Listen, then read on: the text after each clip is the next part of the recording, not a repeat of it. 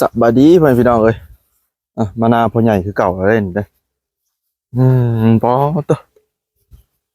เหมือนอยู่บ้านพ่อใหญ่มันนี่รถรางอยู่ได้รถรางแล้วอันนี้รถเพิ่นสบายดีพ่อใหญ่สบายดีปอมื้อนี้พี่ช่างเพิ่นมั่นแท้มันพ่อใหญ่มื้อนี้ฮะ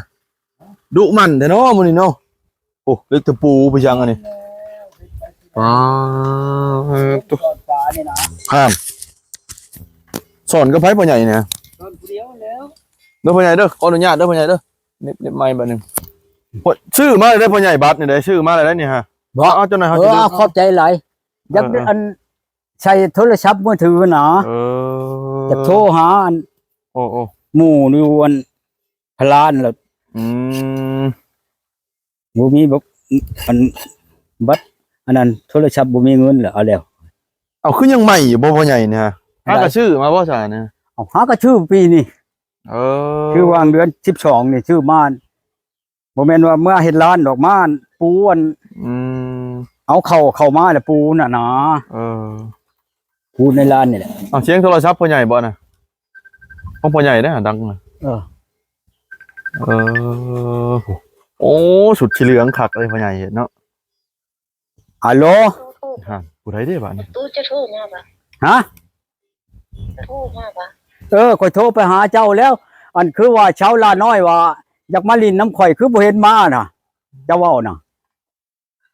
ยังหัวบ่เห็นแล้วบ่ไปป่ะบ่เราบ่ได้มาได้เจ้าว่าเรามาแล้วหักมาแล้วมาน่ะหักแต่ว่าเจ้าว่าเราอยากมาลินน้ำข่อยรถคือบ่เห็นมาวะให้เขาเบาแหล่ไปเบิ่งไปหาลูกเราฆ่าไปโตบัดสิอันใดก็บ่แม่นเราฆ่าไปโตบัดติเราสิไปโตบัดจิไปเราสิไปเราสิกลับอีกบ่ยังคิดแล้วว่าเราสิไปโตบัดเราเบิดสิแม่นแล้วฉันเฮ็ดตัวเขาก็บัดเบิดเขาก็ให้ไปโตบัดเบิดแล้วก็ไปต่ออีกแล้ววะหรือแล้วบ่จักนำเราอย่างนี้แต่เจ้าแล้วว่าชาวลาน้อยว่าอยากไปลินน้ำเจ้าสิไปลินนะเฮือนเจ้าว่าฉันรถจุ่มหาเจ้าอยู่บ่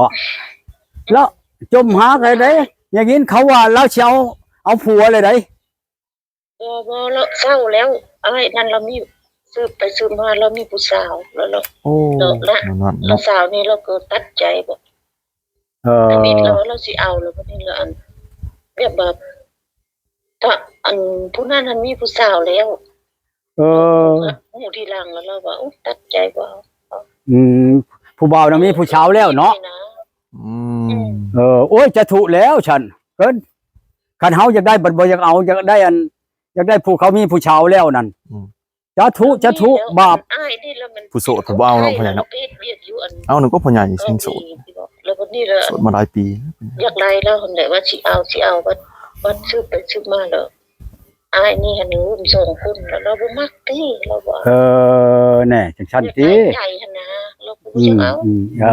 แม่นแหละมาเอาพ่อใหญ่นั่นเนาะพ่อใหญ่เนาะไผดอกเพราะว่าเราบ่ลืมแล้วเจ้าได้อันนี้เราบ่ได้เบอร์นี้เราบ่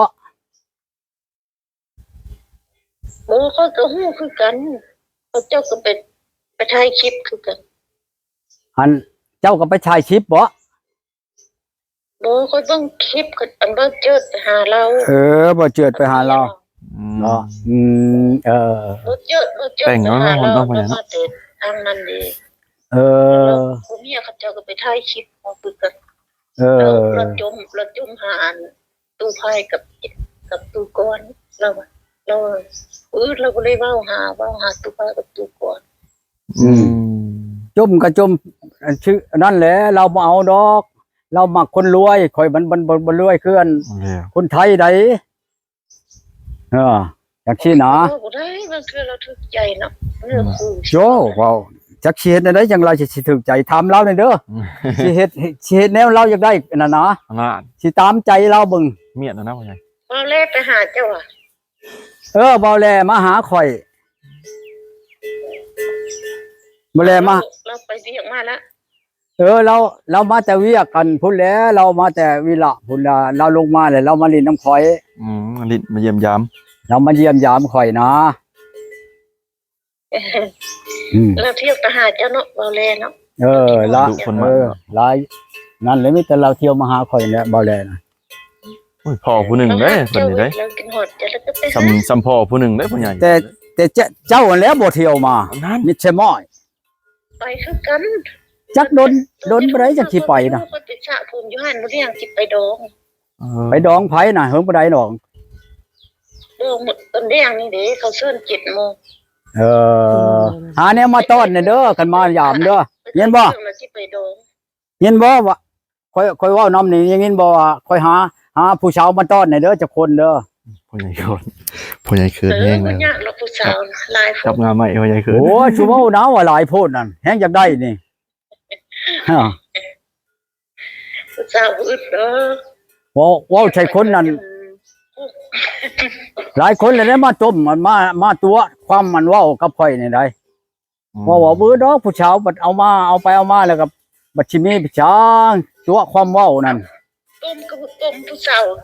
ทางใต้เนาะผู้สาวทางเหนือเขาบ่ได้ต้มเจ้าจักคน เบิ่ง ต้มก็ผู้สาวทางบ้านเจ้าเด้ โอ้มันจะมาเข้าสวน ทางห เนี่ย อ เนาะ เคยมีสำหรับผู้สาว งัวม่านได้บ่พี่น้องไอ้ผู้ ทางบ้านข่อยก็มีนั่นแหละมันหักเขามันบ่คืออันนั้นข่อยบ่อยากได้คนใกล้ได้ ตายอยู่ได้บ้านก็อยู่ที่ได้เหนือที่ได้ อยู่ใช้กัญญานะพอดินชุดพวกยังสิไปเอานะเดี๋ยวนี้กันว่าใจเลยนี่นะ ต้องฝันนัด ต่อจีนพวกยังสิไปเอานี่บ่ดอแต่ว่าเชียงขวางหลวงพระบางหมู่นี่นะ เอาเท่บ่พ่อใหญ่เท่เนาะ เอามาให้โลดเด้อ เออ เอาลงมาต้อนแน่บัดมานั่น อืม ตัวใด บางเบียกสิลงไป ยังคลายเครื่องอยู่ อันป้าชะก่อนนะจากมือจากช่อง โอ้ยเสียรายได้ เก็บเงิน ฮะโอ้เก็บก็หารายได้หลายๆกว่า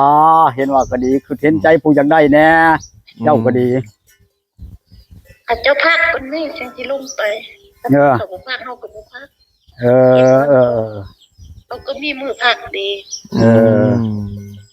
อันปีใหม่ก็เจ้าพัก4-5 มื้อเฮาก็พักคือกัน ดูธรรมดาได้สิไปขายไผเขาพักแหละ หรือพักเฮาก็ไปเที่ยวคือกันคือ อื เขา มนั่นแหละจังหวะนั้นมาลงมาเที่ยวเชโนเนี่ยเด้อจัก2-3มื้อเด้อมายามนี่เด้อ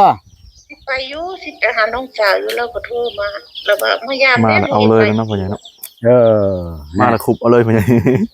น้องเช้าก็ให้ลงมายามอยู่ ลงมายาม ยัง แน่ ไปอยู่แหล้วเพราะว่าพักเจ้างานพักแล้วสิลงไป อืมนั่นแหละจังหวะลงมาแน่ รวมนี้กับเจ้าบ่ทันพักเจ้ายังเฮ็ดงานอยู่ โอ้ยพักไว้ๆดีกว่าเนาะพอมีโอกาสดีๆนี่